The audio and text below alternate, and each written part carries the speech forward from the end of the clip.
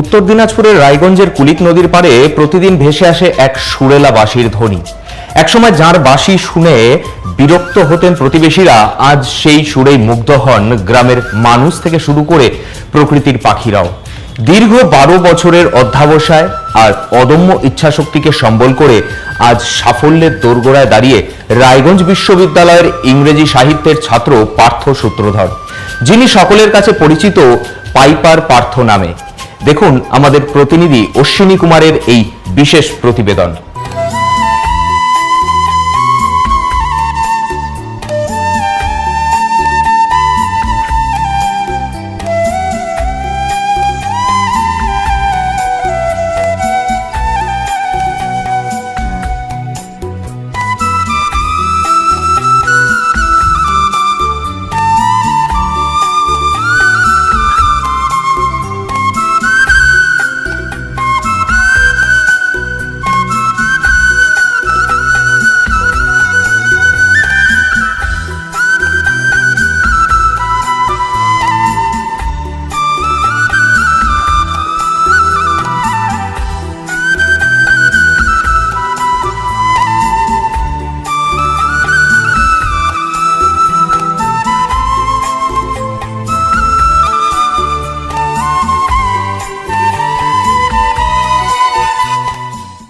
প্রথম দিকে বাঁশিতে সুরের চেয়ে বেসুরো আওয়াজই বেশি শোনা যেত, আর সেই কারণেই প্রতিবেশীদের পাশাপাশি পরিবারের সদস্যদের কাছ থেকেও নানা বাধার সম্মুখীন হতে হয়েছিল রায়গঞ্জের বগ্রামের পার্থ সূত্রধরকে। কিন্তু থেমে যাননি তিনি, যে তার স্বপ্নকে সঙ্গী করে নির্জন বনে বাদারে নদীর ধারে গিয়ে ঘন্টার পর ঘন্টা অনুশীলন চালিয়ে গিয়েছেন। পোশাকের নামও পার্থ সূত্রধর। প্রথম জীবনে তার বাড়ি ছিল রায়গঞ্জের বগ্রাম এলাকায়, কিন্তু দীর্ঘ সময় ধরে বাঁশি বাজানোর কারণ প্রতিবেশীদের অসন্তোষের মুখে পড়তে হয় তাকে। পরে তিনি চলে আসেন রায়গঞ্জের কুলিক নদীর পাড়ের গ্রাম শিয়ালমণিতে। সেখানে প্রতিদিন নিয়ম করে বাঁশিতে সুর তুলতে শুরু করেন তিনি। ধীরে ধীরে বদলাতে থাকে পরিস্থিতি। একসময় যে সুর মানুষের বিরক্তির কারণ ছিল, সেই সুরই আজ হয়ে উঠেছে শিয়ালমণির প্রকৃতির এক অবিচ্ছেদ্য অংশ। কুলিক পাখিরালয়ের গাছে বাসা বাঁধা পরিযায়ী পাখি, এশীয় শামুকখোল, পানিকৌড়ি, বক, নিশি বকের পাশাপাশি সারা বছরের স্থানীয় পাখি যেমন মাছরাঙ্গা, ঘুঘু, প্যাঁচা কিংবা কাঠঠোকরাদেরও যেন সঙ্গী হয়ে উঠেছেন পার্থ। বাঁশির সুর ভেসে উঠলেই তারা আশপাশে ঘুরে বেড়াতে শুরু করে। হয়তো অন্তর থেকে তিনি বিশ্বাস করতেন,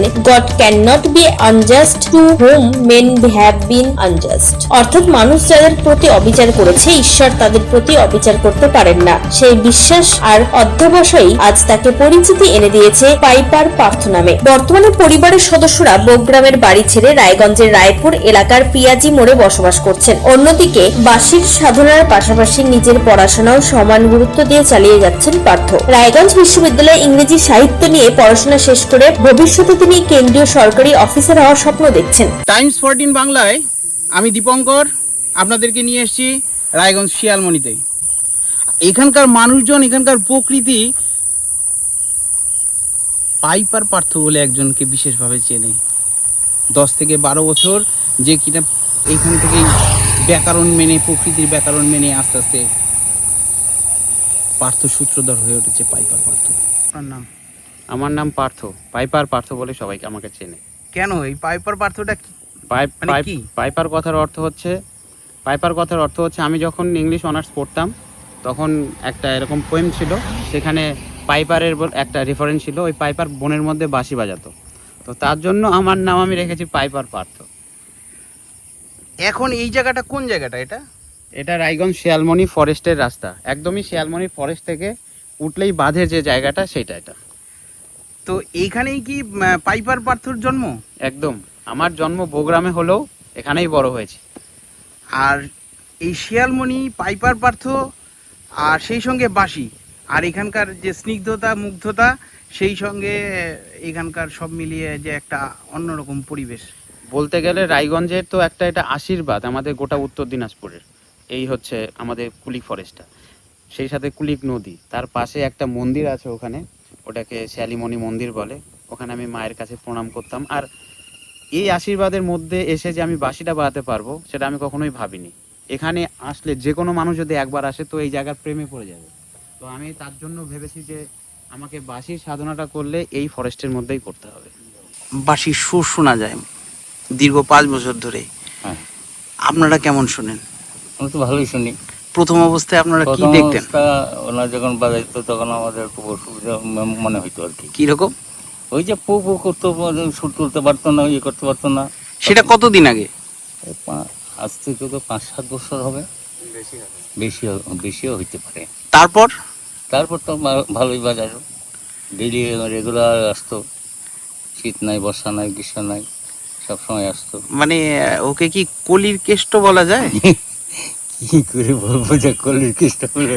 কেষ্ট হলে তো কালো হতো। এই কেষ্টর রাধা আছে কিনা? রাধা আছে হ্যাঁ। এখানে বাঁশি শুনে? না, তাহলে এখানকার যে নিস্তব্ধতা, সেই সঙ্গে বাঁশির সুর, বাঁশির সুর। এইটা আপনাদেরকে মানে কেমন পরিবেশ, কেমন মনের অবস্থা তৈরি না, করে? খুব সুন্দরই হতো। যখন বাঁশি বাজাতে শিখলো, হ্যাঁ, তখন যে বাজাতো খুব ভালো লাগতো।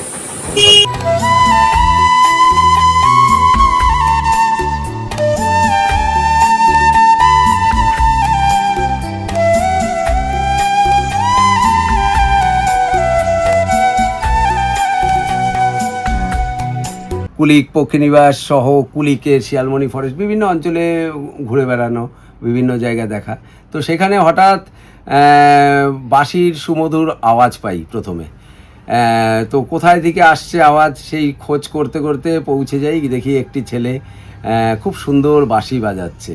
আর খুব মানে সেই মানে যে গানটা সেই রকমই ঠিক একটা ছন্দ আমি পেয়েছিলাম।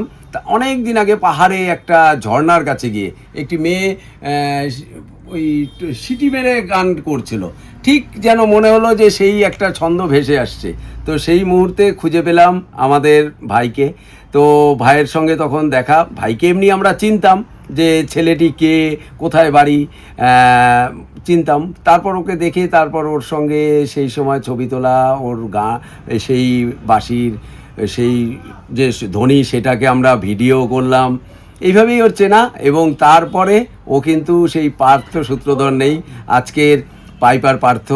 আজকের বিভিন্ন জায়গায়, মঞ্চে, স্টেজে, বিভিন্ন প্রান্তে প্রান্তে ওকে কিন্তু মানুষ পছন্দ করছে, ডাকছে, আসছে।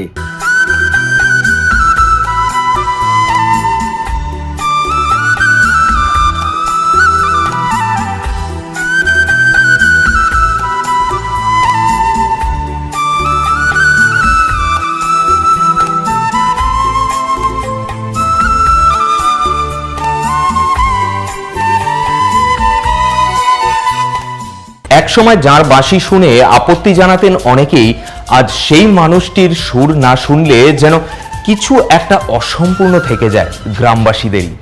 তাই এখন বাঁশি বেসুরো বাজে না বলেই তাকে মাঝে মাঝেই মিস করেন শিয়ালমনির মানুষ। আর সেই সুরের টানেই পাইপার পার্থ এগিয়ে চলেছেন নিজের স্বপ্ন পূরণের পথে।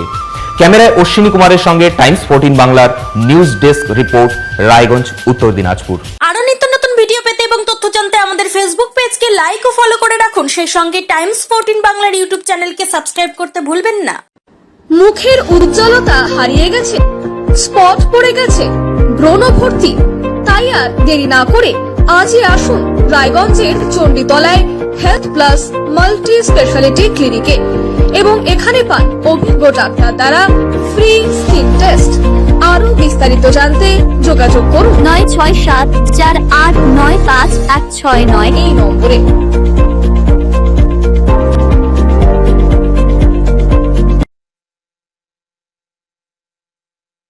আজ তোমার বিয়ে সজলো নতুন সাজে,